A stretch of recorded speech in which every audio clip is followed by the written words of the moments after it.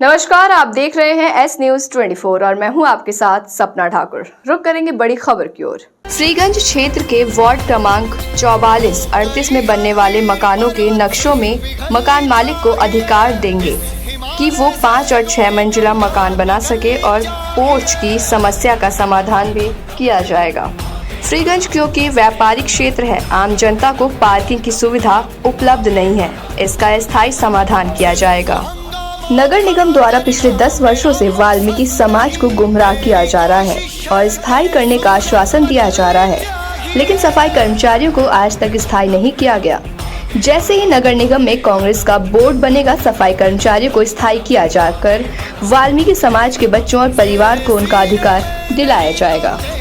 राजस्थान के उदयपुर में कन्हैया की हुई बर्बर हत्या और प्रधानमंत्री को खुली धमकी से पूरे देश में रोष व्याप्त है, तो वहीं धार जिले के कुक्षी में भी उदयपुर में हुई कन्हैया की बर्बर हत्या को लेकर समस्त हिंदू समाज ने 2 जुलाई 2022 शनिवार को रात 7:30 बजे विजय स्तंभ चौराहे पर समस्त हिंदू समाज एकत्रित होकर स्वर्गीय कन्हैया की हत्या का घोर विरोध व्यक्त किया और समस्त हिंदू समाज ने स्वर्गीय कन्हैया के लिए मोमबत्ती जलाकर और 2 मिनट का मौन रखकर श्रद्धांजलि अर्पित की।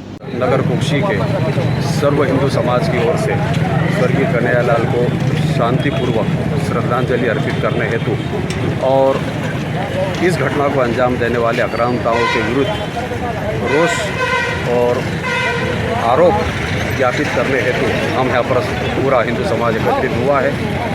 क्योंकि घटना छोटी मोटी घटना नहीं है, देश को तोड़ने वाली जो घटना है, जिससे पूरा देश, पूरा हिंदू समाज एक घटना से भयभीत हो गया है।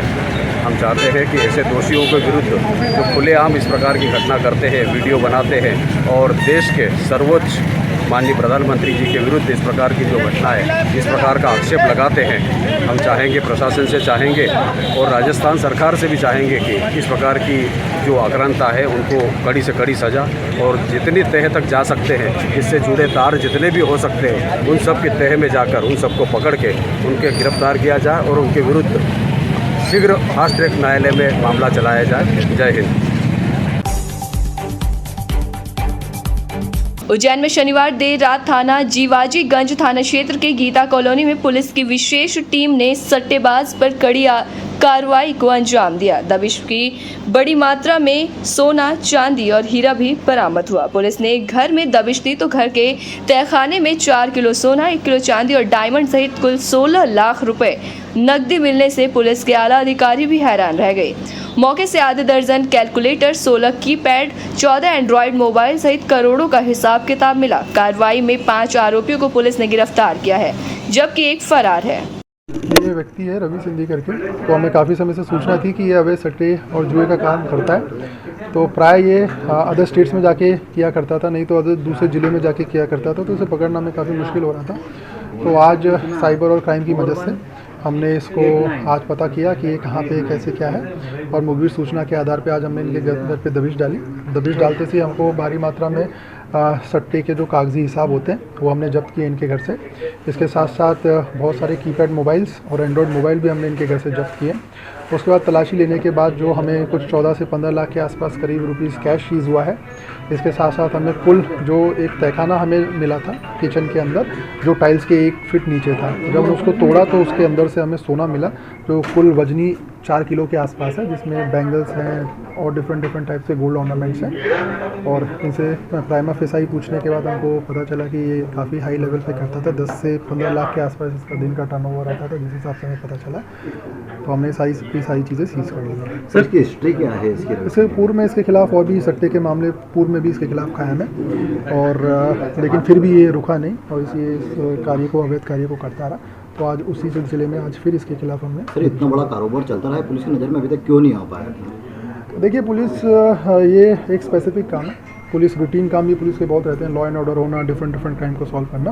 तो पुलिस इतना फोकस होकर नहीं कर पाती। जो साइबर और क्राइम की टीम है वो काफ़ी फोकस्ड टीम है, उसका काम सिर्फ इस तरीके के क्राइम को रोकना है। तो इसीलिए क्राइम को इस चीज़ में सर, जो पूरा माल है वो किस तरह से निकाला गया?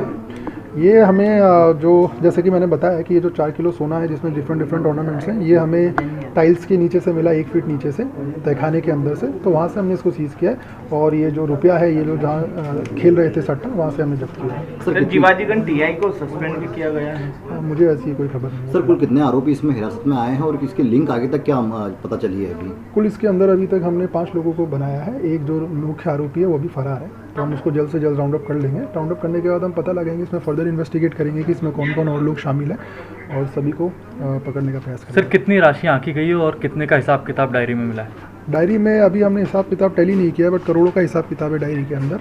और टोटल राशि जो हमें जब्त की है, मुझे एग्जैक्ट अमाउंट नहीं पता है, बट 14 से 15 लाख रुपए के आसपास जब्त किया है हमने, और 4 किलो के आसपास सोना जब्त किया। सर लगातार आरोपी इस तरह के कार्य कर रहा था, तो आरोपी का मकान तोड़ने की कार्रवाई की। देखिए, ये शासन की प्रक्रिया होती है, तो हम अपनी तरफ से जो भी कार्रवाई है इस संदर्भ में वो पूरा करेंगे। बाकी ये शासन की कार्रवाई होती है, अगर उसके तहत तोड़ा जाएगा तो डेफिनेटली।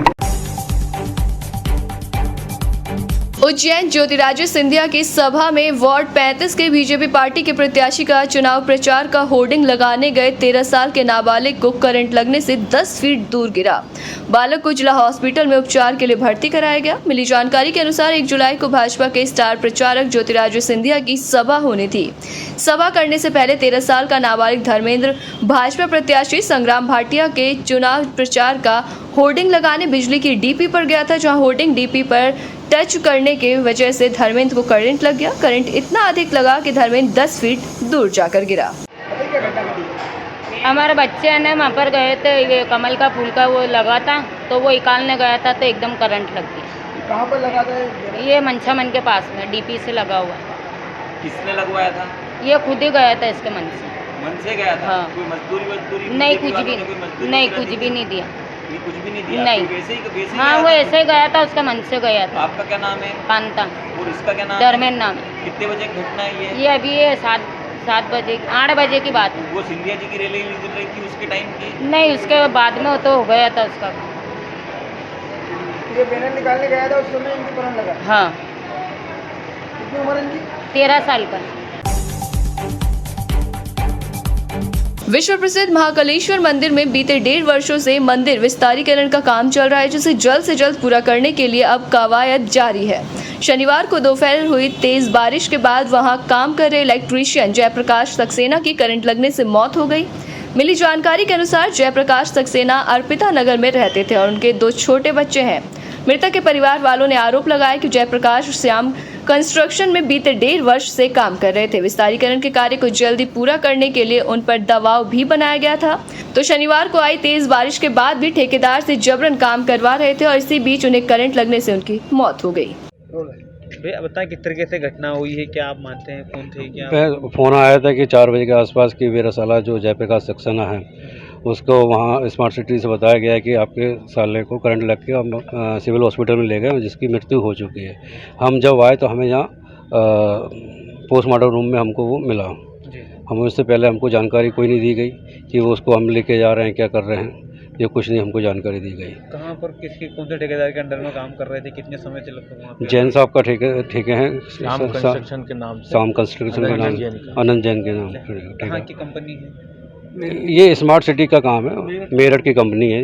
हाँ, मेरठ की काम कौन सी जगह चल रहा था? कौन सी जगह? भारत माता के पीछे, भारत माता मंदिर के पीछे, महाकाल के पीछे। महाकाल पीछे। अच्छा, कब से ये काम कर रहे थे? ये करीब 1.5 साल से काम कर रहे हैं इनके। क्या नाम है इनका? जयप्रकाश सक्सेना। अच्छा, हाँ। इनके कितने बच्चे हैं? इनका एक बेटा एक बेटी है और बहुत छोटे हैं, और बूढ़ी माँ है, पत्नी है उनकी, जिनका वो और आज इतनी बारिश हुई उसके बावजूद भी भर बारिश में मतलब काम का उज्जैन जिले के गांव लेकोड़ा में एक किसान की खेत पर मौत होने का मामला सामने आया, जिसमें मृत्यु के कारणों का पता नहीं चल पाया। प्राप्त जानकारी के अनुसार बताया जा रहा है कि ग्राम लेकोड़ा में अनिल पिता भगवान, जिसकी उम्र 42 साल थी, खेतीबाड़ी का काम करता है। वो प्रतिदिन की तरह आज रविवार को भी सुबह 5 बजे घर से खेत के लिए निकला। वहीं खेत के पड़ोसियों ने अनिल को खेत पर अचेत स्थिति में पड़ा मिला, जिस पर पड़ोसियों ने परिजनों को सूचना दी, जिस पर परिजन अनिल चौधरी को जिला चिकित्सालय लेकर आए, जहाँ डॉक्टरों ने उसे मृत घोषित कर दिया। घटना ये कि मृतक हैं अनिल, खेत पर गए थे 5 बजे करीब, अपने खेत पर गए थे। खेत पर थोड़ा बहुत काम किया होगा आसपास। एक इनके रिश्तेदार थे भाने मनोज, उनने देखा तो बच्चे तो अवस्था में पड़े थे खेत पर, तो उनने फिर सभी को बुलाया गाँव वालों को, 50-60 साल का पड़ा क्या साधन करके CH में लाए, डॉक्टर साहब को दिखाया, मृत घोषित कर दिया, डेड बॉडी CH में रखी हुई है, जांच कर रहे हैं, जांच के बाद ही मालूम पड़ेगा। मौत का कारण अभी स्पष्ट नहीं है, जांच से पता लगेगा। खेत पे या अटैक भी आ सकता है, या कोई जहरीला जानवर ने काटा या कुछ भी। बॉडी के पास से कोई कागज या कोई ऐसा कुछ? बॉडी के पास से कुछ नहीं मिला।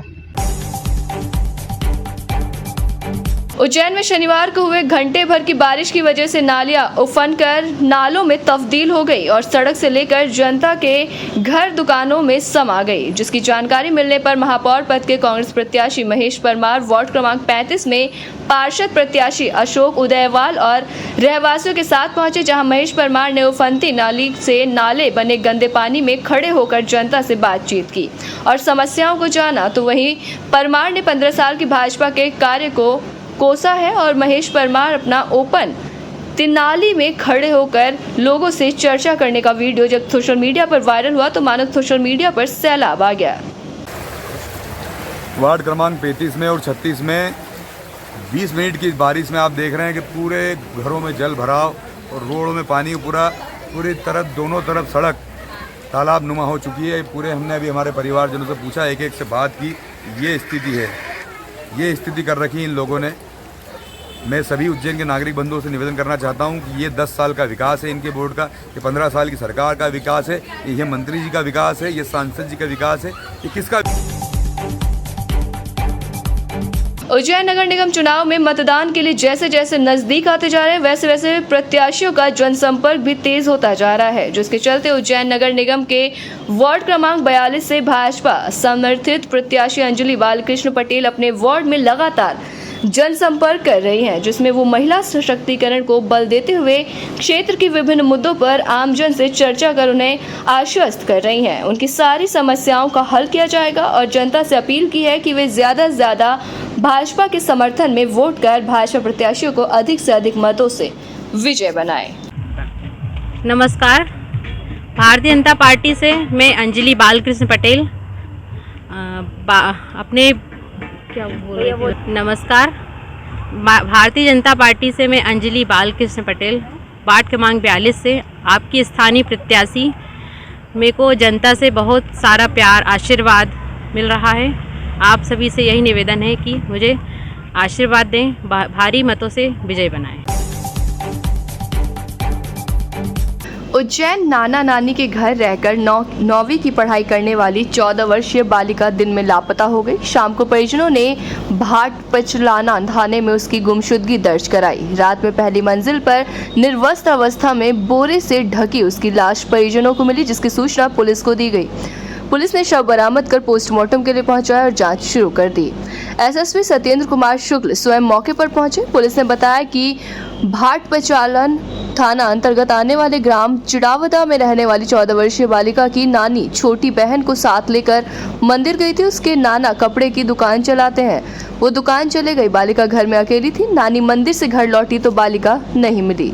आसपास तलाश करने के बाद उसका पता नहीं चला। करीब शाम 5 बजे परिजनों ने भाट पचलाना थाने पहुंचकर बालिका की गुमशुदगी दर्ज कराई और तलाश जारी रखी। पुलिस के अनुसार नाना का 2 मंजिल का मकान है। बालिका के तलाश में रिश्तेदार भी लगे थे। पहली मंजिल पर बने कमरे का दरवाजा बंद रहता है, उसमें सोयाबीन आदि भरा जाता है। एक रिश्तेदार बालिका को तलाशता हुआ पहली मंजिल पर पहुंचा, जहां सोयाबीन के खाली बोरे से ढकी बालिका की निर्वस्त्र लाश उसने देखी और शोर मचाकर परिजनों को बुलाया। दुष्कर्म के बाद नाबालिग का गला घोंटकर उसकी हत्या की आशंका जताई जा रही है। पुलिस ने बताया कि बालिका की लाश बैठी अवस्था में थी, उस पर बोरा डाला गया था। परिजनों ने कपड़े पहनाए थे। बालिका के शरीर पर खरोच के निशान भी थे। ये एक लड़की का शव स्वयं के मकान में मिलने की सूचना प्राप्त हुई थी और सूचना में यही था कि रेप एंड मर्डर है। तो जब जाके देखा तो रात को करीब 11 बजे सूचना आई थी। वो 1 बजे लगभग निरीक्षण किया गया तो जो घर था लड़की का वो उसकी प्रथम मंजिल जो एक कक्ष है उसमें पीछे कुछ बोरे रखे हुए थे सोयाबीन के, और मृतिका का शव बोरों के पास में बीच में छुपाकर बोरे से ढककर रखा गया था, ऐसा उसकी नानी ने बताया।